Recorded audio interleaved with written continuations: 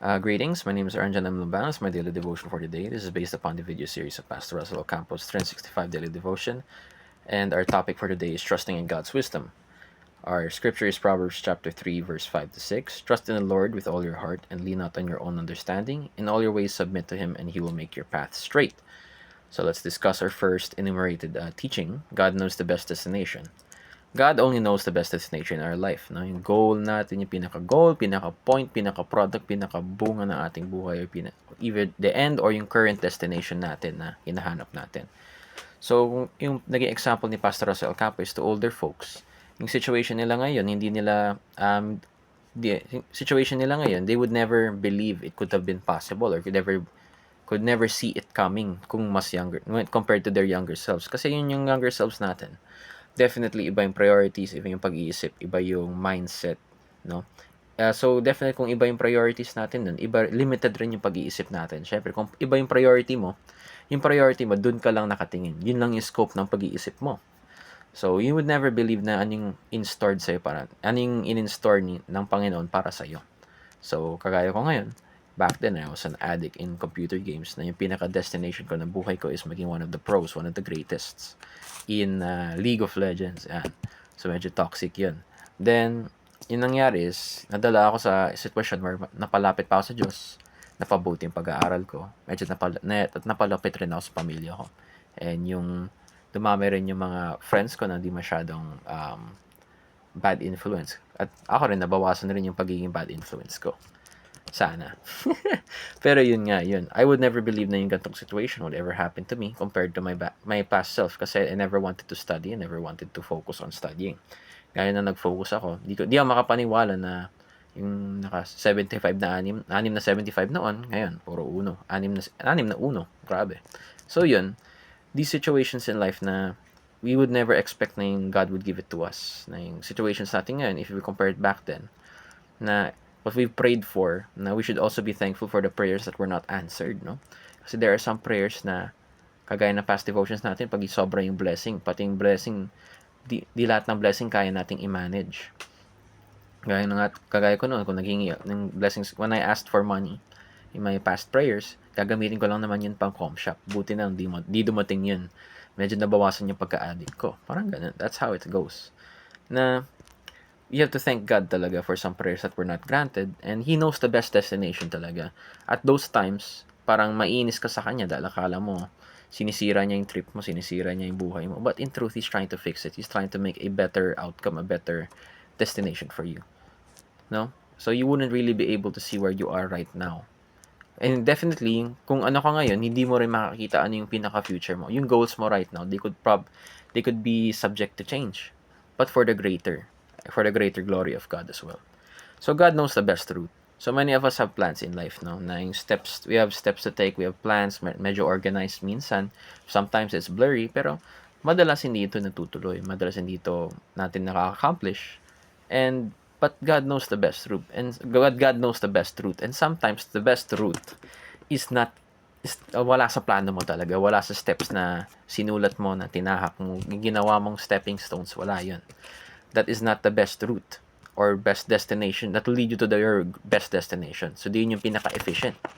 Na makikita natin na God knows the best vehicle. So, with the route, syempre, kung may route ka, kailangan mo ng vehicle. So, kung ano yung magdadala ka, kung ano yung dadala sa'yo, patungo doon sa destination na inilalaan sa'yo ng Panginoon, no? So, sometimes yung mga vehicles na to are very unexpected. These could be challenges, no? These could be hardships na yung matcha-challenge talaga yung faith mo in these situations as to why mapapatanong ka bakit ito yung nangyari sa'yo. Pero di mo alam, isa pala to sa mga vehicle na magdadala sa'yo sa pinaka-destination na gusto ng Panginoon para sa'yo. And lagi naman, yung destination na gusto ng Panginoon sa'yo will always be good. Good in the eyes of God. Good, that could also, and that will mainly glorify God as well. So, not only is it a good life, it also glorifies God. So, basically, perfect. Yung aim niya. Not perfect. It will not always be perfect kasi tayo yung malimitado. Pero He plans for us to have a prosperous and abundant life. So, these vehicles, madami yan. It could be problems. It could be challenges. It could be family. It could be friends. It could be careers. It could be, ito yung magiging blessings na magdadala sa'yo sa pinaka-destination mo. So, in these trials, so yung mga trials na to rin, na kagaya na sinabi ko, we must always remember na yung verse nga, diba, is trust in the Lord with all your heart and lean not on your own understanding. In all your ways, submit to Him and He will make your path straight. So, trust in the Lord with all your heart. Yung pinaka-main point dito is that, yung sa application, trust in the Lord with all your heart. And as well as number 2, lean not on your own understanding. Many of the times na kung meron tayong challenges or meron malabo yung buhay natin, we try to resort to our own devices and our own capabilities. And majority of the time, yung sarili natin, yung pinipili nating daan or pinipili nating solusyon, hindi ito yung nakakabuti, hindi rin makakabuti sa atin, o mas nakakapasama minsan. Kasi these are worldly logic or worldly basis of our decisions na di natin alam, ito pala yung makakadala sa atin sa problema o mapapasama sa atin. So, trust in the Lord with all your heart. Do not do any decisions na you feel like do not do any decisions nga that would ruin you. Kasi minsan akala natin yung gusto natin promotion na para makuha natin, na magduduga ka, gagawa ka ng masama, magfa-frame ka ng tao para makuha mo yung position na yun. Pero in truth, God did not want to give you that position at this moment. It could be that. Or God did not want to give you that position kasi He wanted to give you a better one. Or it could also be God has given you a lower position para ma-humble ka, para mas meron kang matutuhan, or para maintindihan mo yung sistema sa lower positions na yun. There are many reasons as why God puts you in a certain situation, na through those experiences, malalaman natin na importante pala yun, na para maabot natin yung destination natin na sa ngayon, yung current situation natin. So, those times na parang sa pag-aaral, may mga dadaanan ka mga teacher na terror na pag dinaanan mo, na ginalingan mo, na ginagamit mo pala yung mga natutuhan mong mga strategiya at techniques sa current situation mo in college right now. At madadala mo rin siguro yun sa panghabang buhay. Parang ganun. So, lastly is our discussion. Based on our devotion, what is the best way to make decisions? So, based on our devotion is, do not rely talaga on your own wisdom, on your own logical understanding of the world, on your own plans, on your own decisions. Na nawala doon yung Panginoon. It's okay to make decisions, but it also has to be very Christ-centered and very reliant on God's will, no?